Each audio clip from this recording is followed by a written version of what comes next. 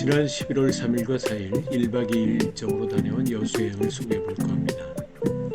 첫날의 일정은 KTX를 타고 여수 엑스포역에서 내려 역 앞에서 출발하는 여수 시티 투어인 낭만버스를 타고 주요 관광지를 둘러보았습니다. KTX를 이용하실 때에는 1호차부터 18호차까지 긴 꼬리 열차가 운행되고 있는데 여수 엑스포역 가장 가까이 18호차가 정차되고 있다는 사실을 기억해 두시고 예매하시면 편리한 여행이 되실 것 같습니다. 그리고 여수역 엑스포역 앞에 낭만버스를 타실 때는 지체 없이 바로 타셔야만 앞자리를 이용하실 수 있고요. 그리고 낭만버스는 평일에는 1코스와 여수 밤바다를 둘러보는 야경 코스만 운행되고 있었습니다. 그리고 낭만버스에는 문화해설사가 동승하여 가는 곳마다 자세한 해설을 해주는데 첫 번째 들린 곳은 여수하면 떠오르는 오동도였습니다. 하늘에서 보면 섬의 모양이 오동잎처럼 보인다고 오동도라고 불리게 되었다고 하는데요. 동백이 숲을 이루고 있고 11월 중순경이면 피어나기 시작해 3, 4월이면 절적을 이룬다는 동백꽃이 숲을 이루고 있어 동백섬으로 불린다고도 합니다. 임진왜란 때는 충무공 이순신 장군이 이곳에 수군연병장을 만들어 훈련을 하였으며 이곳에 대나무 숲을 이루고 있는 신우대로 화살을 만들어 왜군을 크게 무찔렀다고도 합니다. 오동도는 일반 차량의 출입이 통제되어 육지와 연결된 768m의 방파제길을 동백열차를 이용하거나 걸어 들어가야 하는데 낭만버스는 프리패스여서 서만 주차장에서 내려주더라고요. 오동도로 들어가는 방파제길은 한국관광공사 한국의 아름다운 길 100선에 선정된 곳이어서 걸어보지 못한 아쉬움이 남더라고요.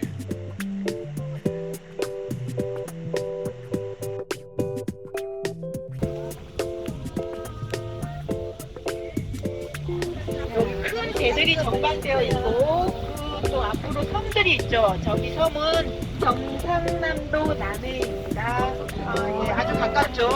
미끄지 않을 정도로 가깝게 경상남도 남해가 있어요. 오동도는 1968년 한려해상 국립공원으로 지정되었고 98년에는 오동도 관광식물원이 개정되었으며 섬 남단에 높이 25m의 오동도 등대 전망대에 오르면 여수의 주요 관광지와 전국의 주요 등대 사진이 전시되어 있고 창밖으로 펼쳐지는 푸른 바다와 건너편의 여수 시내를 내려다보실 수 있습니다.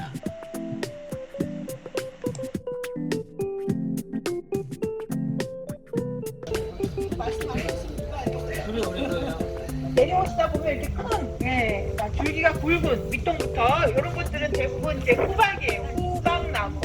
예, 아까 저기 해안 절벽 쪽에 호박나무입니다. 바람골이네. 여름에 와도 시원한 바람이 불실 수 있어요. 바람골 풍경이 굉장히 멋지죠. 그래서 여기 젊은 친구들이 와가지고 이렇게 사진 오동도에는 곳곳에 이렇게 나무 데크로 된 둘레길이 잘 조성되어 있었고 그리고 조형물이 곳곳에 설치되어 있어 포토존으로 사진도 찍고 이렇게 둘러볼 수 있는 곳이 많았습니다만 시티 투어 버스를 이용하게 되면 시간이 한정되어 있어 모두 둘러볼 수 없다는 아쉬움이 남더라고요.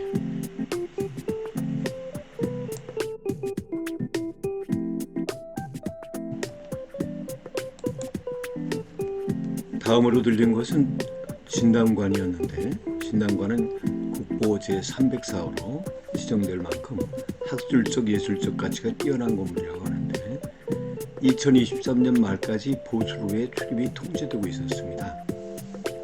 건물이 있는 자리는 충무공 이순신 장군께서 지금의 해군 참모총장 격인 3도 수군 통제사로 전라 자수영의 본영으로 사용하던 곳인데 정유재련 때 일본군에 의해 불에 타 소실되자 후임으로 부임한 지현 장군이 다시 지어 진남관이라고 이름짓고 수군이 중심기지로 사용했던 곳이라고 합니다.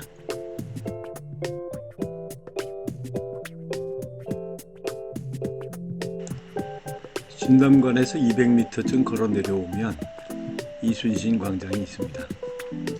이순신 광장은 여수해전에서 왜군에게 11전 전승을 거둔 역사적 위협을 기리기 위해 2010년 3월 27일 개장되었다고 합니다.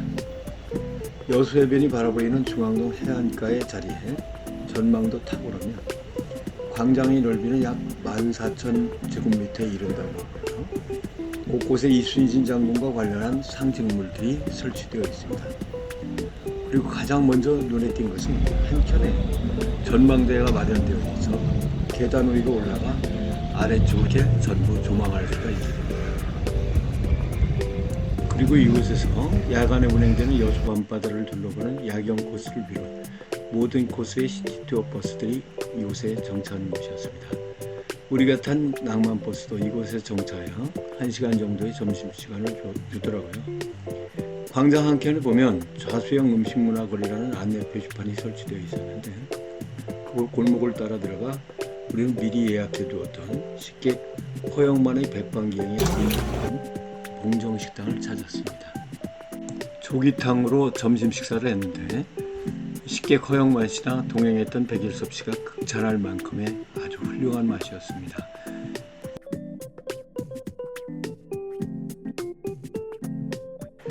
다음에 예정된 코스는 전라남도 해양수산과학관이었는데 아쿠아리움처럼 꾸며진 곳이어서 한 번쯤 보고 싶었는데 어떤 이유인지 휴관 중이어서 인터넷에 올려진 사진 몇 장으로 아쉬움을 달래봅니다.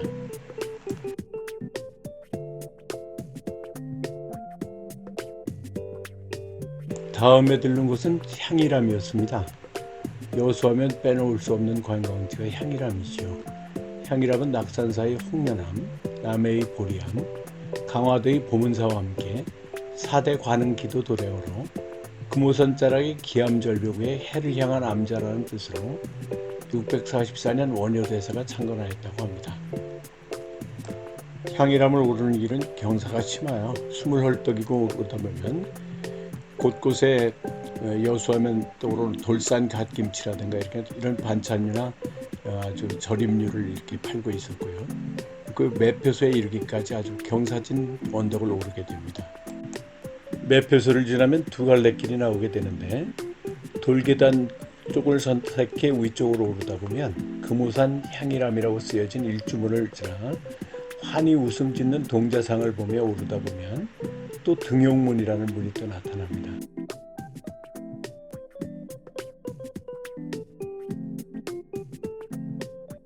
해탈문이라고 이름 붙여진 수직으로 세워진 바위 틈을 지나 돌계단을 오르면 원통보전이라고 이름 붙여진 대웅전과 범종각에 이르게 됩니다.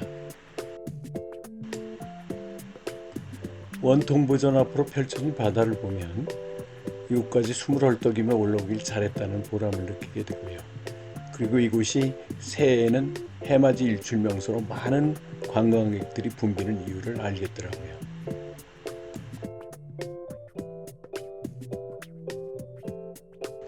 향일암에서 내려와 다음 코스는 여수수산시장이었는데 여수수산시장도 역시 연희수산시장과 마찬가지로 1층에서는 회를 떠주고 2층에서는 떠온 회를 초장값을 받고 먹을 수 있는 식당으로 이렇게 운영 중이더라고요. 근데 우리 일행은 다음 날 찾기로 하고 여수 엑스포역까지 가지 않고 이곳에서 짐을 챙겨 내려서 숙소인 거북선 펜션까지 해안길을 따라서 한 30분가량 걸었습니다.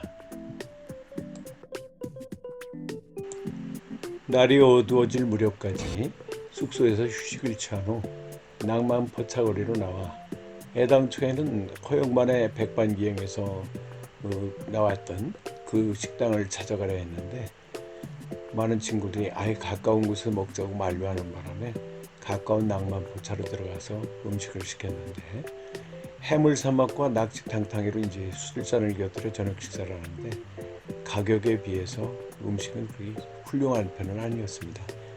우리나라 관광지는 왜 이렇게 가격들이 비싼지 그게 좀 불만스럽습니다.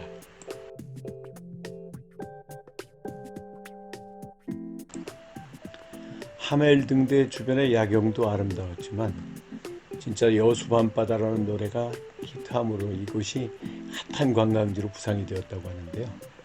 진짜 여수 밤바다는 환상적인 풍경이었습니다. 그리고 낮에까지만 해도 그렇게 붐비지 않았었는데 밤이 되니까 낭만포차마다 사람들이 가득가득 많은 사람들이 모여 있더군요.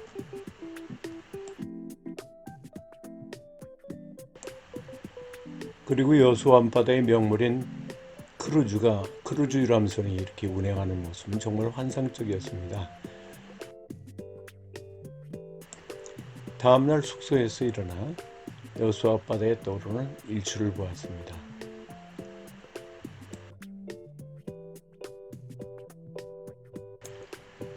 다음날 아침에는 어제 점심을 맛있게 먹었던 봉정식당으로 가서 쏨뱅이탕이라는 또 해물탕으로 맛있는 아침 식사를 하고 여수 해상 케이블카를 타러 자산공원을 향했습니다. 여수 해상 케이블카는 자산공원 정류장과 돌산공원 정류장까지 이렇게 이어져 있는데 왕복으로 이용하실 수도 있고 편도로 이용할 수도 있었습니다. 우리 일행은 돌산공원까지 편도로 이용해서 돌산공원에서 내려서 돌산공원을 둘러보고 돌산대교를 건너 다시 아래 수산시장, 어제 찾았던 수산시장까지 걷는 것으로 여정을 마쳤습니다. 그리고 해상 케이블카에 타보니까 여수 시내가 이제 한눈에 보이더군요. 우리가 어제 찾았던 오동도라든가 진남관, 그리고 이순신 광장, 이런 모습들이 한눈에 들어왔습니다.